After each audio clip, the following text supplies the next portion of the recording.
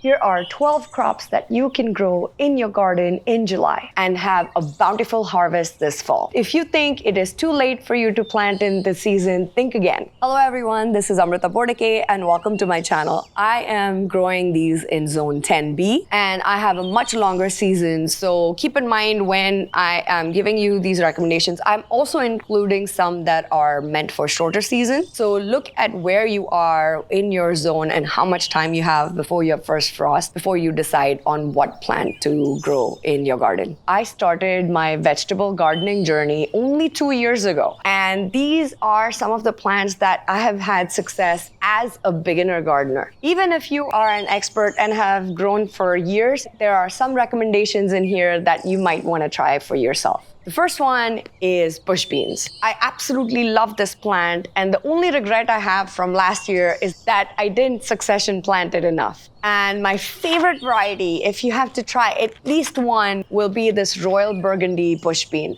I love this one. It is this gorgeous purple color, which looks so unique, looks absolutely amazing, and tastes really delicious too. It also produces really well and is one that I have already started last month in June in my garden, but I am going to succession plant some more so that I have a continuous harvest well into fall. Simply plant them in the ground, direct sow them, and water them, and you can start harvesting them in 55 days. The next seeds that I'm adding in here, I'm going to clump these into a huge category and give you a few options so that you can plant whichever one that you like, and that is squash. So I'm planting a lot of different varieties this year, and I'm experimenting rather than going with the usual zucchini. Yes, I also have planted the black zucchini, but I'm also planting this early prolific straight neck summer squash, a summer patty pan scallop blend squash. These three will perform for summer, and then I'm also starting to plant for winter with these three varieties. I have the winter acorn squash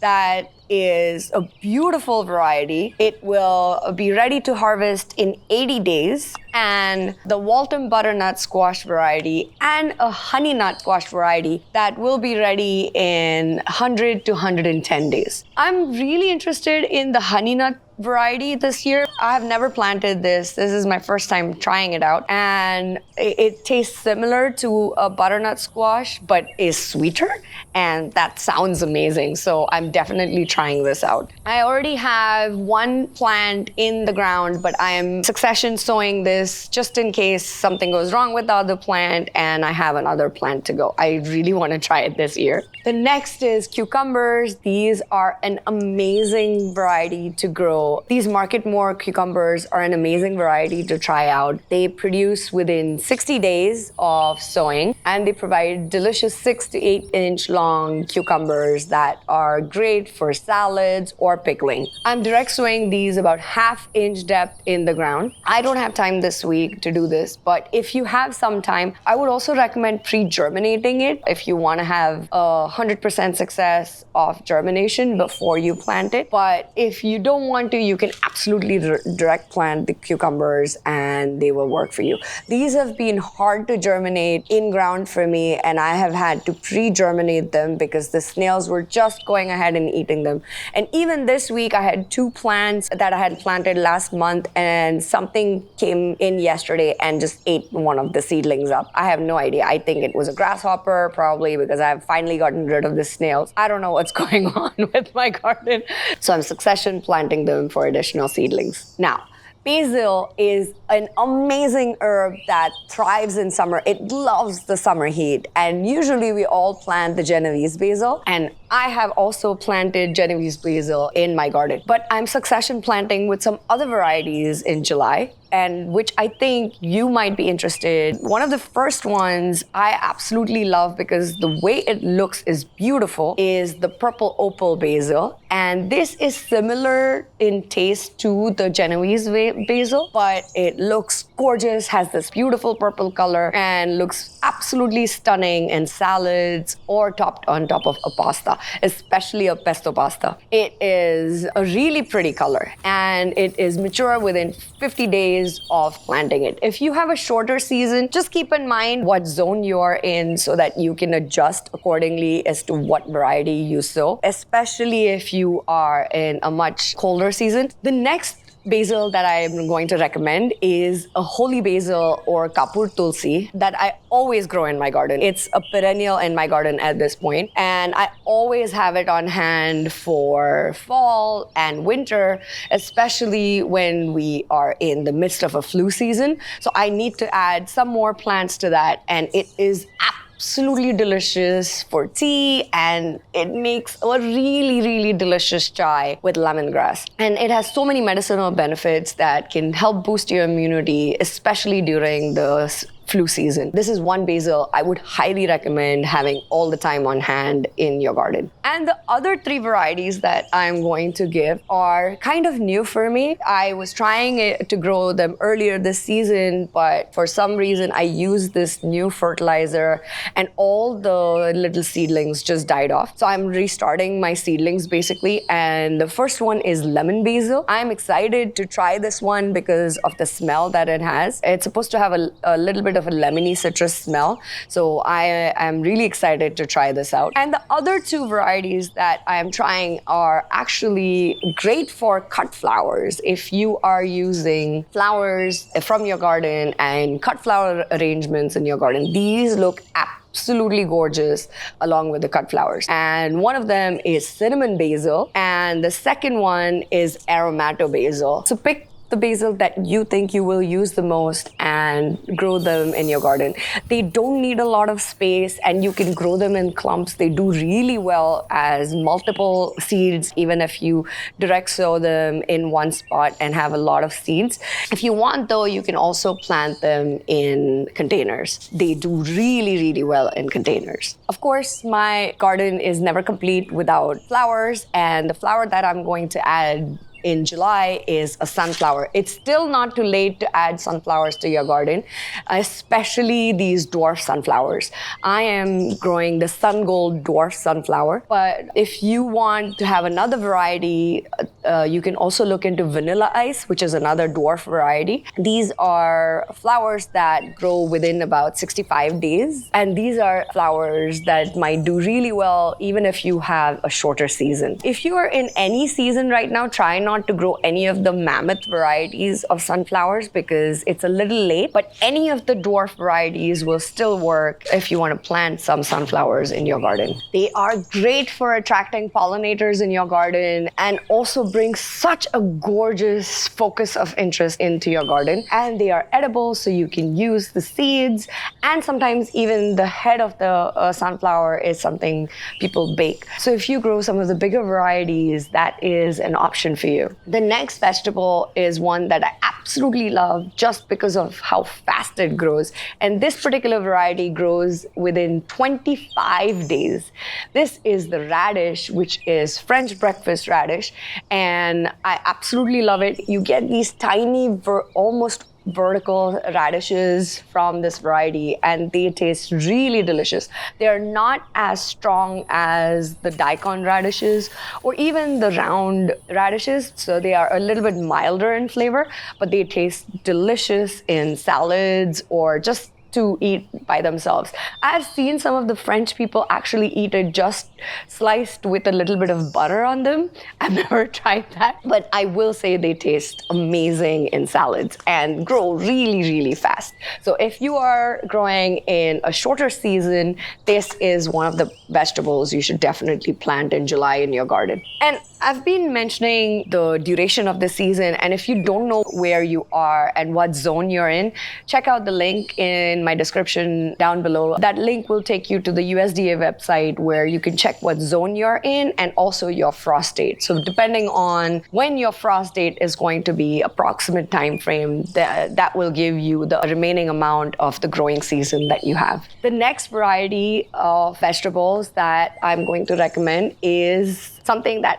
I had a huge success with last year. The only thing that made me sad was that I didn't have enough plants, and I also had not succession planted last year. So this year I'm going to do that. I have two tiny seedlings that are already growing in my garden, but I'm going to add some more, and that is the Clemson spineless okra. I absolutely love okra. Everybody in my house loves okra. I just slice it up and saute it with a tiny bit of oil and salt, and it tastes so delicious. I am definitely planting a lot more of okra this year. The other reason why I really like this variety is, again, for people with shorter seasons. This variety grows within 60 days. So you can definitely plant it right now and have it ready before your first frost sets in, even in October. The next herb that I'm planting in my garden is something that I use a lot, and I have honestly never grown it from seed. This is the first year I started seed in May and June for this variety, and that is a spring onion or bunching onions. I absolutely love onions, and usually what I do is I just grow it from leftover onions that I buy from the grocery store. If you want to do that, please feel free to do that. Rather than throwing the bottoms off that have the roots, just chop off the roots and then plant it in a container, and you will have spring onions that will grow from it within 2 weeks. But if you also want to grow from seeds, I am trying out two different seeds this year. One is the Tokyo long white onion, and second one is the Italian red of Florence, which I thought looked really interesting, and I really wanted to try it within my cooking. So I am trying out these two varieties. But if you don't want to start them from seed, absolutely go ahead and plant it from the leftover spring onions from your grocery store. And that is especially a great tip if you want to have a quick harvest. I always do that if I have bought onions from the grocery store, but I'm also trying them out from seeds this year. The next flower that I'm recommending is to plant zinnias.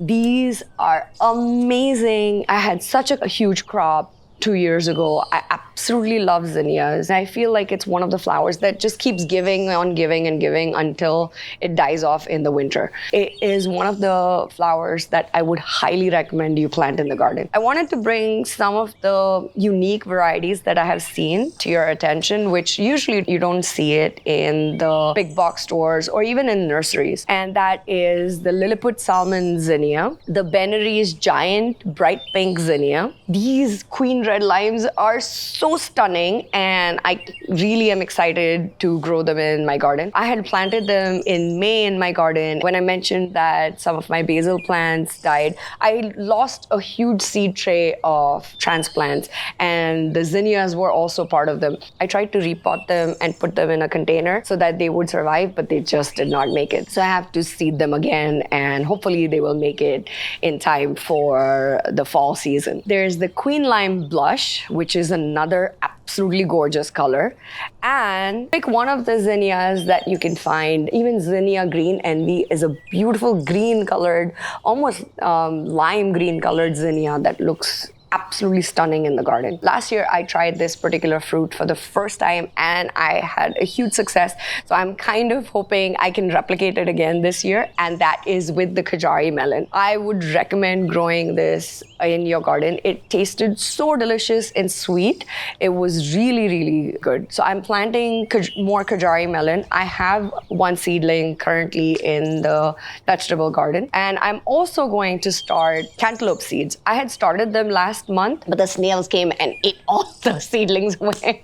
The snails have just been troubling me a lot this year. And believe me, I've tried so many different methods of getting rid of them. And I do organic gardening, so I don't want to go too crazy on what I use in the garden.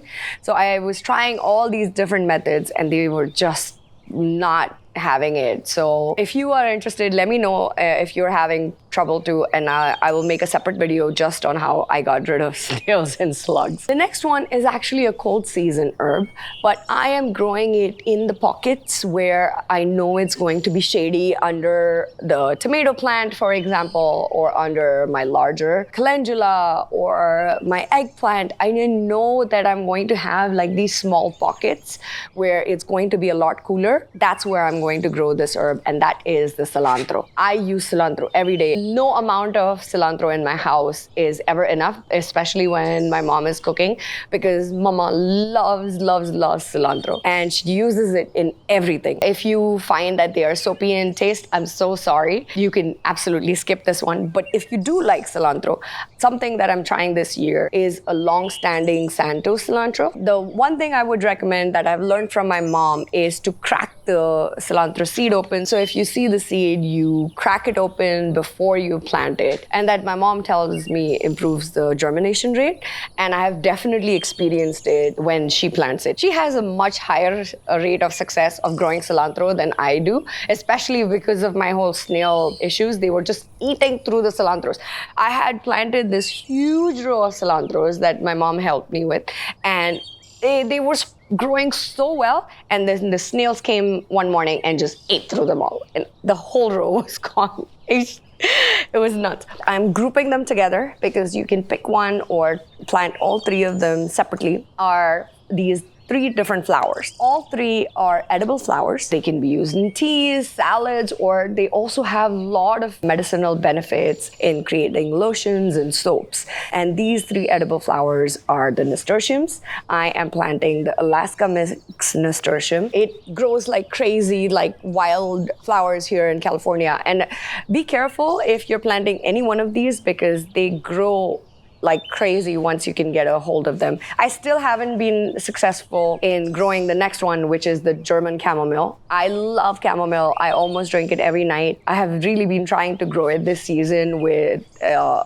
very, very low success rate. I have probably 2 plants that are growing right now in my containers, and I'm trying to succession plant so I can have a little bit more. And the last one is calendula. I have a beautiful, absolutely gorgeous calendula currently in my garden, which is the orange calendula, and I love it. It has spread in different vegetable beds in my garden, and it just produces like crazy. I love that flower. It is a great pollinator, brings in so many beneficial insects, and also can be harvested for its various medicinal benefits. And that is another one. If you're interested, let me know, because I can make a separate video just on calendula. It is a flower that I absolutely adore. But I don't have this variety, and this is a new variety that I'm trying out called Zeolite, and it has an absolutely beautiful color gradation in it, and it looks so stunning. So I can't wait to have that in my garden. And these are the other 3 flowers that I would definitely recommend you plant in your garden. I hope this gave you an idea of what to plant in your garden right now. But if you want to have a more productive and healthy fall harvest of all your vegetables, you need to complete some very important tasks in July. And if you want to know what those are, check out my video right here.